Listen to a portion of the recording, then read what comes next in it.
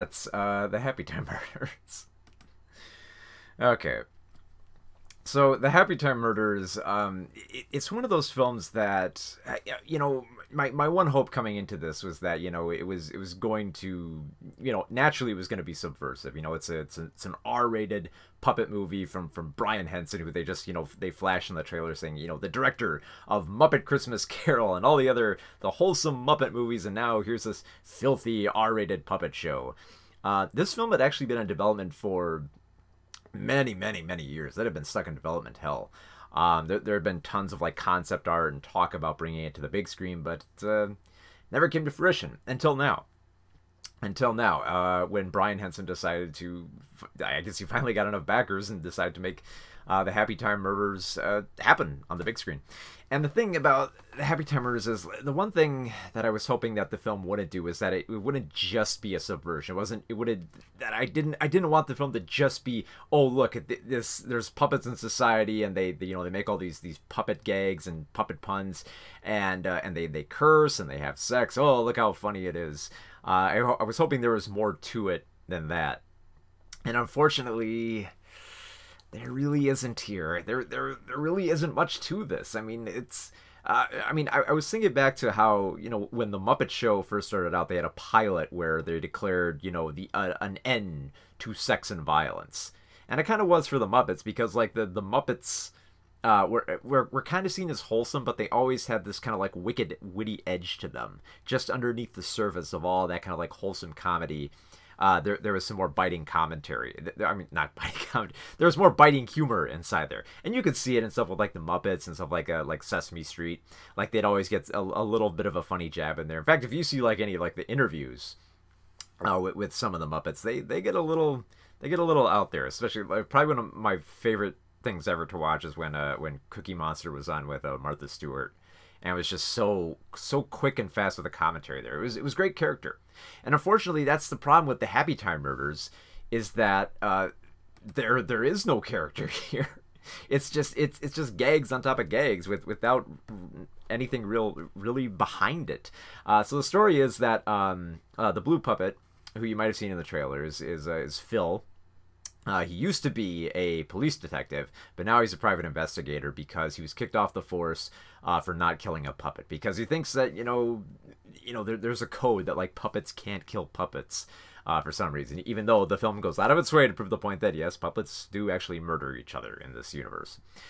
So he's he takes on like small cases. He's like a classic film noir type detective. He's kind of like he's very.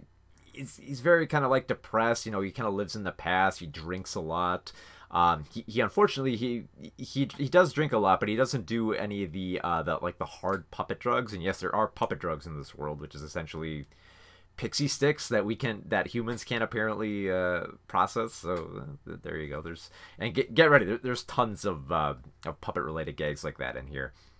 And so then he discovers that there's these series of murders against the cast of this 1980s sitcom called the Happy Time Game. And the Happy Time Game was mostly it was a sitcom of mostly made up of puppets, and so all these puppets are being targeted and they're being picked off one by one because like they believe that there's a scheme here that I think it's kind of like I'm trying to find the word. So it's something similar to like a Tong Ting, where depending on how many depending on who dies out, the next person in line gets, the fortune or whatever, and it keeps on going down the line. So they're just like they're being picked off one by one, and they got to figure out who's behind it because one of the victims happens to be Phil's brother, and so he's investigating this murder, and who's brought back into his life is his former partner, played by Melissa McCarthy.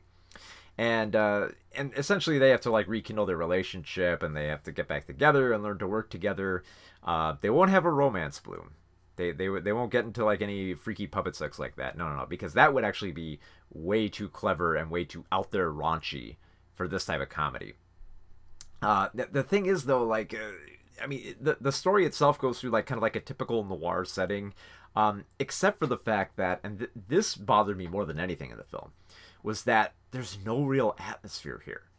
It doesn't feel like a noir at times. Like you feel like it's got the setup to be a noir film, but it doesn't feel like. I mean, just look at this material. Does this look like, the setup for noir?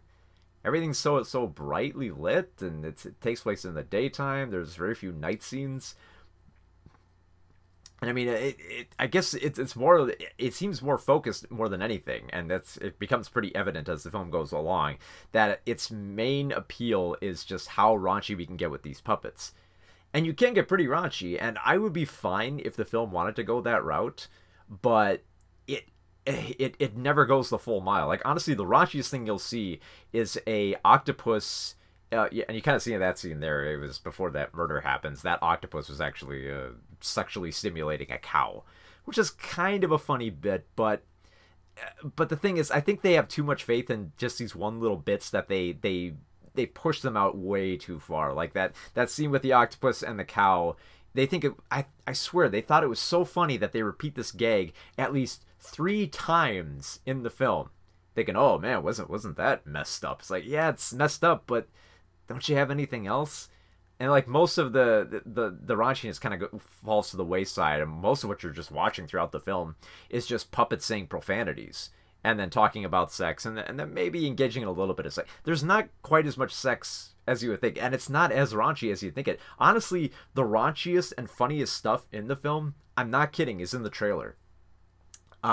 Because I don't know, there's something about the script that it just feels so light. Like it's a first draft. Like there's not enough here. There's not enough of a story here to be that invested in Phil or Melissa McCarthy's character. She's way too simple in this. They don't really give much to do there. And honestly, yeah, like here's like the raunchiest scene in the film when he's doing the woman and then the silly string comes out. Which is, I will admit, it is a funny gag. But after that, nothing really comes of it. Well, except for the obvious joke, which by the way, the film actually does make that type of joke more than once, and stretched out to an absurd degree, which I don't know. I wanted to be there with this film. I wanted to, but there's so many missed opportunities in this film. Like one of the appeals of Melissa McCarthy's character is that she actually has puppet organs that allows her to process like puppet drugs. And you think, well, okay, maybe this could lead to some funny stuff. No, it mostly just leads to her getting high with puppets.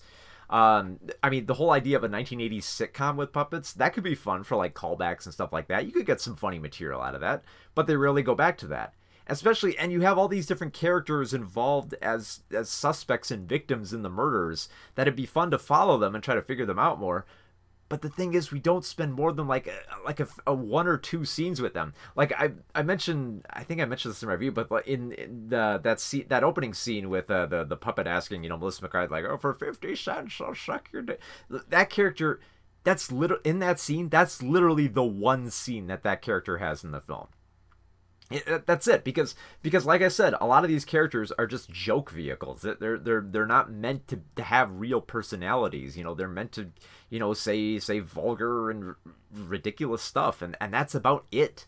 That's all they have to offer, which makes it such a slog to get through, especially considering how boring a character Phil is. Like Phil he's playing it way too straight. Like they want you to believe him in this detective character, but he's playing it way too straight for this character. I know he's supposed to be a depressive drunk and everything like that, and he's got this really dark history behind him. I get that, but if you're gonna make him be like nasty, you got to go the extra mile. And unfortunately, they don't. It feels like they're being held back here.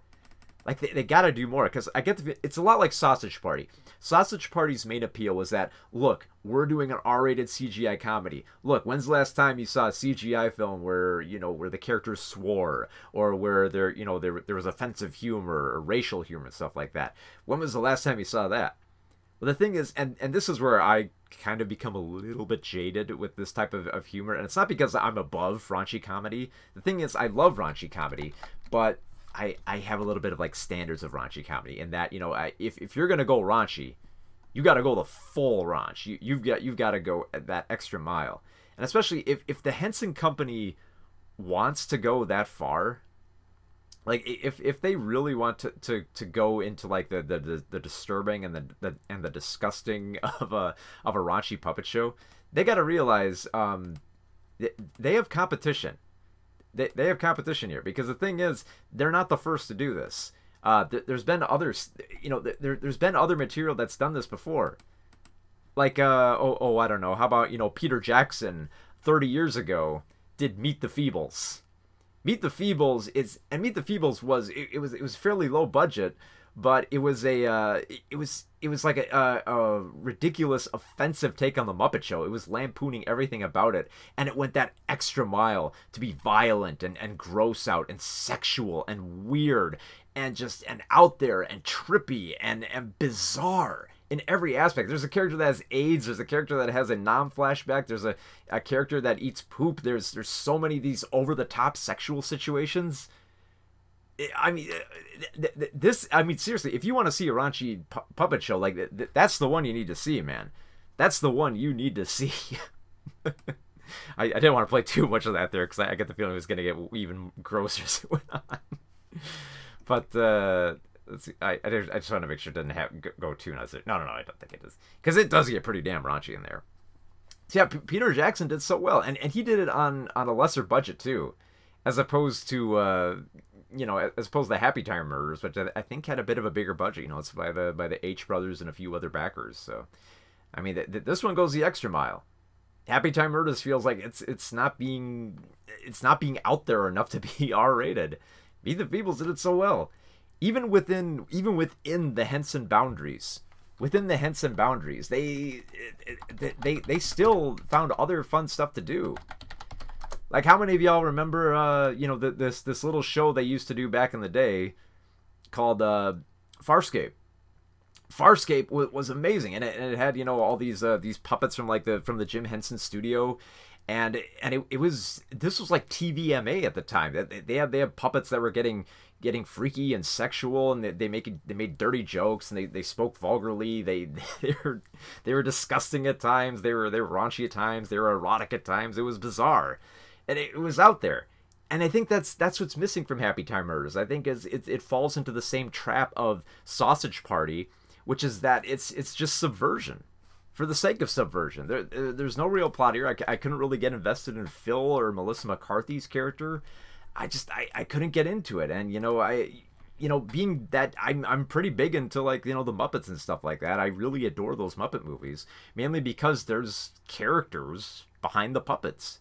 When I'm laughing at the Muppets, I'm not just laughing at the fact that, oh, look, there's a pig and a frog dancing together. It's because there's actually a personality. There's a relationship there. There's people behind the socks.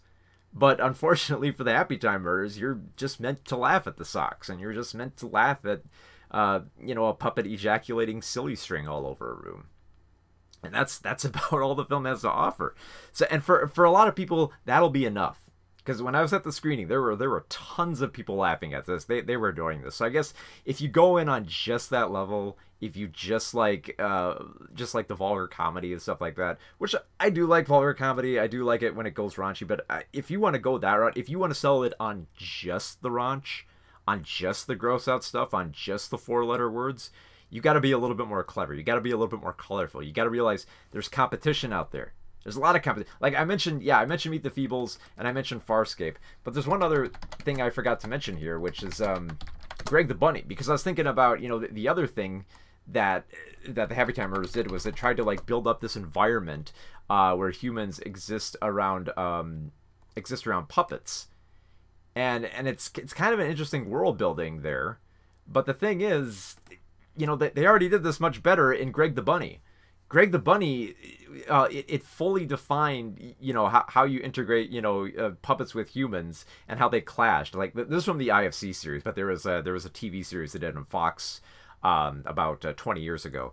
And they did such a great job with finding humor in that and finding characters and personality. There was better raunchy jokes in that stuff, even if they were bound by Fox. So I think, honestly, I think, pulling down all the barriers, I know it can be refreshing, and it's kind of like a little bit of a treat, but ultimately Happytime Murders doesn't have anything more than that, and that's not gonna make it stick out. That's not gonna make it survive. It's just gonna be oh, wasn't that funny? I got to watch puppets behave like naughty and stuff like that. But that's something, if you saw it at like a live show or something like that, or you saw it on television, you might be like, oh man, that was messed up and kind of funny, but I'm probably never gonna watch that again.